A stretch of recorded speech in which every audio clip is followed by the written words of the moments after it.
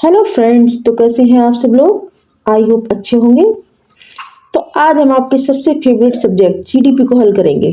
आज मैंने यहाँ पर जितने भी क्वेश्चन दिए हैं इस टॉपिक में, ये आपके एग्जाम के पॉइंट ऑफ व्यू से बहुत ही इंपॉर्टेंट है। जैसा कि आप सभी लोग जानते हैं कि सीडीपी एक ऐसा सब्जेक्ट है जो न सिर्फ आपका सीडीपी में स्कोर कवर करता है बल्कि अन्य सब्जेक्ट में भी स्कोर कवर करने में आपकी हेल्प करता है। यदि आप वीडियो पर अच्छे से फोकस करेंगे तो आपका जो कितना भी कठिन एग्जाम होगा सीटेट का, आप उसको अच्छे से क्रैक कर सकते हैं। तो आप लोग जानते हैं सीडीपी में मल्टीपल सब्जेक्ट से क्वेश्चन पूछे जाते हैं, तो आप उसको अच्छे से प्रिपेयर करें और अपने आने वाले एग्जाम की अच्छे से तैयारी करें। तो शुरू करते हैं आज की वीडियो का पहला प्रश्न बाल विकास एवं शिक्षा शास्त्र से। जीन पियाजे के संज्ञानात्मक विकास को कितने चरणों में विभाजित किया गया। जीन पियाजे के संज्ञानात्मक विकास को कितने चरणों में विभाजित किया गया है। 4 चरणों में, 3 चरणों में, 7 चरणों में या फिर 5 चरणों में। बताइए कितने चरणों में विभाजित किया गया। तो ये किया गया 4 चरणों में। कितने चरणों में? 4 चरणों में। कौन कौन से हैं? एक तो है आपका संवेदीगामक अवस्था, पूर्व संक्रियात्मक अवस्था, मूर्त संक्रियात्मक अवस्था और चौथी आपकी है अमूर्त या औपचारिक अवस्था। तो ये कितने चरणों में विभाजित किया गया है? 4 चरणों में विभाजित किया गया है। अब देखते हैं क्वेश्चन नंबर 2। अधिगम का क्रिया प्रसूत अनुबंधन सिद्धांत किसके द्वारा दिया गया है। बताइए, स्किनर, थॉर्नडाइक, पावलोव या फिर टोलमैन। बताइए किसके द्वारा दिया गया है अधिगम का क्रिया प्रसूत अनुबंधन सिद्धांत। तो देखिए ये दिया गया है स्किनर के द्वारा। ऑप्शन ए आपका राइट हो जाएगा। यदि आपसे पूछा जाए कि पुनर्बलन का सिद्धांत किसने दिया, तो वो भी दिया है स्किनर ने। पुनर्बलन के जनक के बारे में पूछा जाता है कि पुनर्बलन के जनक कौन है, तो वो है सीएच हल। अब देखते हैं नेक्स्ट क्वेश्चन। आवश्यकता का पदानुक्रम सिद्धांत किसके द्वारा प्रतिपादित किया गया है। मैस्लो, वाटसन, कोहलर या फिर पावलोव। बताइए किसके द्वारा किया गया है। तो ये किया गया है मैस्लो के द्वारा। आवश्यकता का जो पदानुक्रम सिद्धांत है ये मैस्लो के द्वारा किया गया है। किसके द्वारा किया गया है? मैस्लो के द्वारा। तो ऑप्शन ए आपका राइट हो जाएगा। डिसलेक्सिया किससे संबंधित है। डिसलेक्सिया किससे संबंधित है? पठन विकार, गणितीय विकार, मानसिक विकार या व्यवहारिक विकार। तो देखिए ये पठन विकार से संबंधित है। किससे संबंधित है? पठन विकार से। क्वेश्चन बहुत अधिक पूछा जाता है।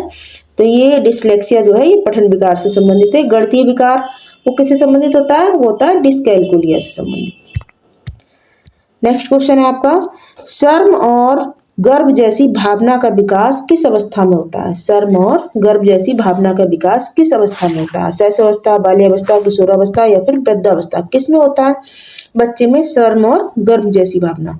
तो देखिए ये होता है बाल्यावस्था में। ऑप्शन बी आपका राइट हो जाएगा। नेक्स्ट क्वेश्चन है आपका, जन्म के समय बालक में हड्डियों की संख्या कितनी होती है। जन्म के समय बालक में हड्डियों की संख्या कितनी होती है? 206, 250, 235 या फिर 270। कितनी होती है? तो देखिए इनकी संख्या है 270। नेक्स्ट क्वेश्चन, मानसिक विकास को प्रभावित करने वाले कारक कौन कौन से हैं। वंशानुक्रम, परिवार और वातावरण, परिवार की सामाजिक स्थिति या फिर उपरोक्त सभी। बताइए कौन कौन से होते हैं जो मानसिक विकास को प्रभावित करते हैं। तो देखिए ये सभी, यानी वंशानुक्रम, परिवार, वातावरण, परिवार की सामाजिक स्थिति, ये सभी जो हैं ये एक बालक के मानसिक विकास को प्रभावित करते हैं। तो आपका ऑप्शन डी राइट हो जाएगा।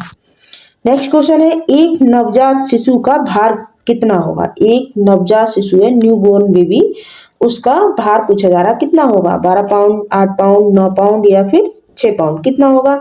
तो देखिए उसका जो वजन होगा वो होगा 9 पाउंड। ऑप्शन सी आपका राइट हो जाएगा।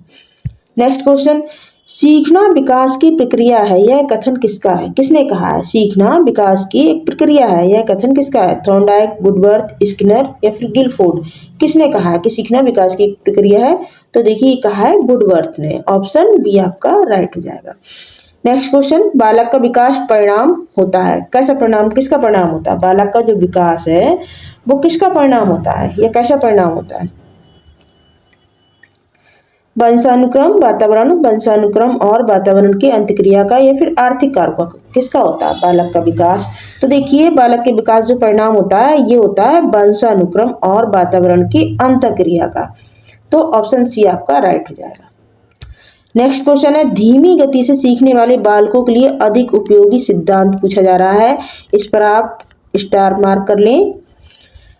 धीमी गति से सीखने वाले बालकों के लिए अधिक उपयोगी सिद्धांत पूछा रहा है, किसका है? कोहलर का सिद्धांत, हल का सिद्धांत, या थॉर्नडाइक का सिद्धांत, या थर्स्टन का सिद्धांत? बताइए किसका सिद्धांत है जो धीमी गति से जिसमें बच्चे सीखते हैं? बताइए किसका सिद्धांत है?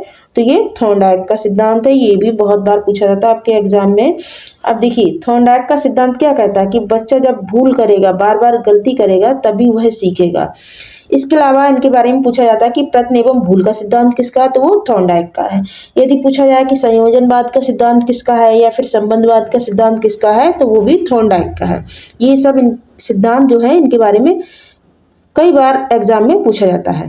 Next question, principle of psychology पुस्तक किसकी है? बताना है। William good, Watson, William James, या फिर कोहलर? किसकी है ये प्रिंसिपल ऑफ साइकोलॉजी पुस्तक?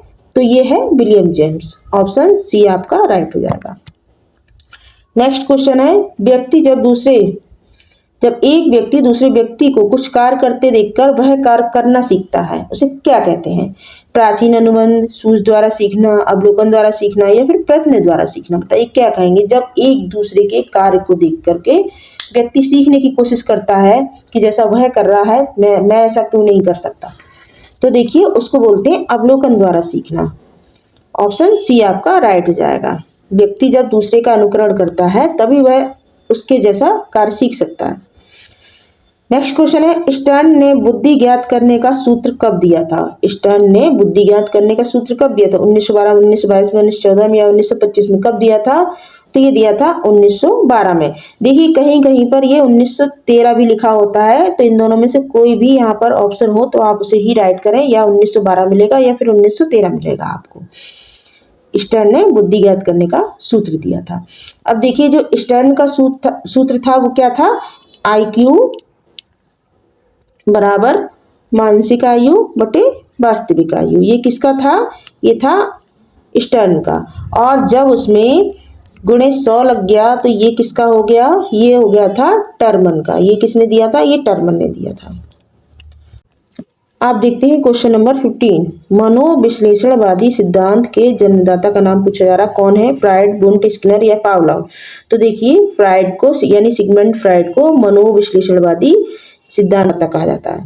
अब देखते हैं क्वेश्चन नंबर 16, संज्ञानात्मक विकास के 4 स्तरों में से कौन से स्तर के विकास के दौरान अधिकांश गणितीय अवधारणाओं का विकास संभव हो जाता है? ये आपको बताना है। देखिए 4 इसमें स्तर दे रखे हैं। संवेदी क्रियात्मक काल ये देखिए होता है 0 से 2 यानी जन्म से 2 वर्ष। इसके अलावा यदि आपसे पूछा जाए मूर्त संक्रियात्मक काल तो ये होता है 7 से 11। कितना होता है? 7 से 11। पूर्व संक्रियात्मक काल ये होता है 2 से 7 वर्ष। अमूर्त औपचारिक अवस्था जो होती है, औपचारिक संक्रियात्मक जो काल होता है ये होता है आपका 11 से 14 या फिर 15 वर्ष तक। कितना होता है? 14 या फिर 15 वर्ष तक। अब देखिए इनमें से कौन सा टाइम पीरियड होता है जिसमें बच्चे के अंदर गणितीय अवधारणाओं का विकास संभव हो जाता है? वो पीरियड आपको बताना है अपने को जब बच्चे के अंदर गणितीय अवधारणाओं का विकास हो जाता है। तो वो होता है मूर्त संक्रियात्मक काल, 7 से 11 वर्ष का टाइम पीरियड। क्वेश्चन नंबर 17 देख लेते हैं, वर्णमाला की पहचान किस वर्ष की आयु में शुरू हो जाती है? यहाँ पर देखिए वर्ष लिखा हुआ है, वर्ष की आयु में शुरू हो जाती है। 6 वर्ष, 5 वर्ष, 4 वर्ष या फिर 3 वर्ष? कब शुरू हो जाती है ये वर्णमाला की पहचान? तो ये जाती है 3 वर्ष में शुरू। ऑप्शन डी आपका राइट हो जाएगा। नेक्स्ट क्वेश्चन है, मनोविज्ञान का शिक्षा के क्षेत्र में सबसे बड़ा योगदान पूछा जा रहा है, किसका है? शिक्षक केंद्रित शिक्षा का, बालक केंद्रित शिक्षा का, विषय केंद्रित शिक्षा का, या क्रिया केंद्रित? ये क्वेश्चन तो आपके एग्जाम में हर बार पूछा जाता है। तो देखिए जो आज की शिक्षा है, मनोविज्ञान शिक्षा है, ये क्या है? ये चाइल्ड सेंटर है। इसमें बालक को सेंटर में रखा जाता है। तो ये कौन सी शिक्षा है? Child centre. तो इसका ऑप्शन बी आपका राइट हो जाएगा, बालक केंद्रित शिक्षा। क्वेश्चन नंबर 19 देख लेते हैं, कार्ल व ब्रूस ने बाल्यावस्था को माना है, क्या माना है? समस्यात्मक काल, मिथ्या परिपक्वता काल, या अनोखा काल, या जिज्ञासा काल? क्या माना है? तो इन्होंने इसे अनोखा काल माना है बाल्यावस्था को। इसके अलावा इसे गैंग एज भी कहा जाता है, गैंग एज। टोली समूह की एज भी किसे कहा जाता है? बाल्यावस्था को, समूह की एज। नेक्स्ट क्वेश्चन देख लेते हैं। एक पेंसिल को पकड़ना डैश कौशल का उदाहरण है, जबकि फुटबॉल को धकेलना डैश कौशल का उदाहरण है। किसका हो सकता है ये? तो देखिए इसका राइट ऑप्शन आपका होगा सकल गतिक सूक्ष्म गतिक। ये ऑप्शन सी इसमें राइट होगा। कैसे होगा? देखिए, एक पेंसिल को पकड़ना सकल गतिक कौशल का उदाहरण है, जबकि फुटबॉल को धकेलना सूक्ष्म गतिक का उदाहरण। अब देखिए इसमें सकल गतिक क्या होता है? जिस कार्य को करने में संपूर्ण शरीर का प्रयोग होता है उसे सकल गतिक कौशल कहते हैं, और जिसमें शरीर के कुछ ही अंगों का प्रयोग होता है उसे सूक्ष्म गतिक कहते हैं। तो देखिए इसका राइट आंसर हो जाएगा सकल गतिक और सूक्ष्म गतिक। नेक्स्ट क्वेश्चन है, राष्ट्रीय शिक्षा नीति 2020 के अनुसार प्राथमिक स्तर तक के बच्चों को शिक्षा के लिए डैश को प्राथमिकता दी जानी चाहिए। किसको दी जानी चाहिए? मातृभाषा, विदेशी भाषा, अंग्रेजी भाषा या सांकेतिक भाषा, किसको दी जानी चाहिए? तो देखिए ऑप्शन ए यानी मातृभाषा को। किसको?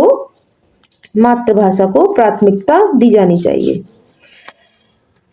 नेक्स्ट क्वेश्चन है, समीपस्थ विकास का क्षेत्र अधिगम के संप्रत्यय की चर्चा निम्न में से किसने की है? ये देखिए क्वेश्चन बहुत इंपॉर्टेंट है, इसमें स्टार मार्क लगा रहे। किसने की है? देखिए लॉरेंस कोहलबर्ग, लेव वाइगोस्की या जीन पियाजे या फिर हार्वर्ड गार्डनर, किसने की है इसकी चर्चा? समीपस्थ विकास का क्षेत्र। तो देखिए इसकी चर्चा की है लेव वाइगोस्की ने। ऑप्शन बी आपका राइट हो जाएगा।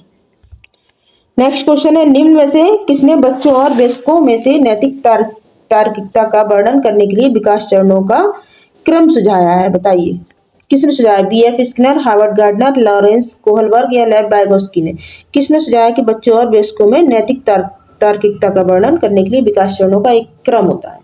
बताइए। तो ये दिया है लॉरेंस कोहलबर्ग ने। नेक्स्ट क्वेश्चन, प्रबल रूप से डैश शिक्षा शास्त्र विद्यार्थियों के ज्ञान के डैश में सहायक है। किसके ज्ञान में सहायक है? प्रबल रूप से। तो देखिए यहाँ आएगा बाल केंद्रित। प्रबल रूप से बाल केंद्रित शिक्षा शास्त्र, यहाँ पर आएगा बाल केंद्रित, यानी प्रबल रूप से बाल केंद्रित शिक्षा शास्त्र विद्यार्थियों द्वारा ज्ञान के सृजन में, यहाँ आ जाएगा आपका सृजन में सहायक है। तो ऑप्शन बी आपका राइट हो जाएगा। नेक्स्ट क्वेश्चन है, विद्यार्थी सर्वाधिक बेहतर तरीके से किस प्रकार से सीख सकते हैं? विद्यार्थी जो है सर्वाधिक बेहतर तरीके से किस प्रकार सीख सकते हैं? केवल पाठ्य पुस्तकों से, केवल अध्यापक द्वारा कहे शब्दों को दोहराकर, या अपने पास पड़ोस के पारस्परिकता द्वारा, या फिर निष्क्रिय नकल द्वारा। देखिए नकल द्वारा तो बिल्कुल नहीं सीख सकते, केवल पुस्तकों द्वारा नहीं सीख सकते, केवल अध्यापक के कहे शब्दों द्वारा नहीं सीख सकते। तो ऑप्शन सी आपका राइट हो जाएगा।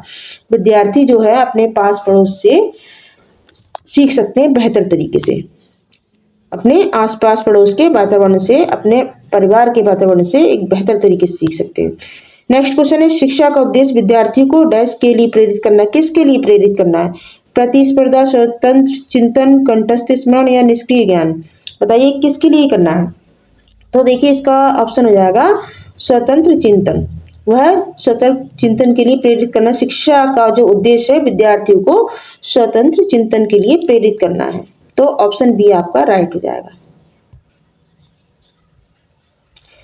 नेक्स्ट क्वेश्चन, अधिगम किस प्रकार का होना चाहिए? यानी अधिगम जो है सीखना है वो किस प्रकार के होना चाहिए? लर्निंग किस प्रकार की होनी चाहिए?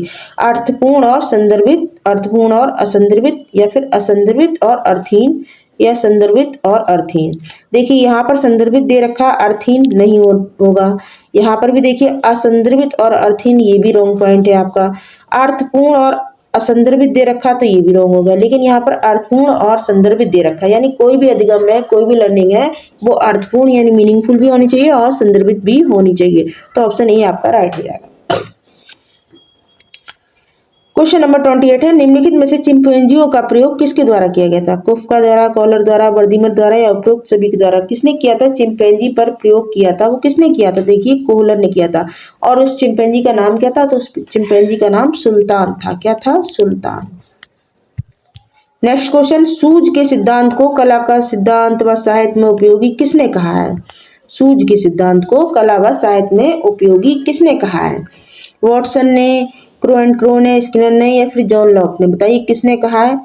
तो देखिए कहा है क्रो एंड क्रो ने। किसने कहा है? क्रो एंड क्रो ने। ऑप्शन बी आपका राइट हो जाएगा, जिन्होंने सूझ के सिद्धांत को कला, संगीत व साहित्य का सिद्धांत कहा, उसके लिए उपयोगी माना है। नेक्स्ट क्वेश्चन है आपका इस वीडियो का लास्ट क्वेश्चन है, ब्रेल लिपि से किसको पढ़ाया जाता है? बहरे को, नेत्रहीन को, गूंगे को, या फिर विकलांग व्यक्ति को, बच्चों को? बताइए किसको पढ़ाया जाता है? तो देखिए ब्रेल लिपि जो होती है उसमें नेत्रहीन को पढ़ाया जाता है, जो जन्म से ही अंधे होते हैं उन लोगों को लिपि में पढ़ाया जाता है। और उनके बिंदु के बारे में पूछा जाता है तो 6 बिंदुओं पर आधारित होता है। कितना होता है? 6 बिंदुओं पर आधारित होता है। तो फ्रेंड्स वीडियो आपको कैसा लगा? यदि वीडियो आपको अच्छा लगा हो, ये सेशन अच्छा लगा हो तो वीडियो को ज़्यादा से ज़्यादा शेयर करें, लाइक करें और कमेंट करके सुझाव दें। हम उसको प्राथमिकता देंगे। Thank you.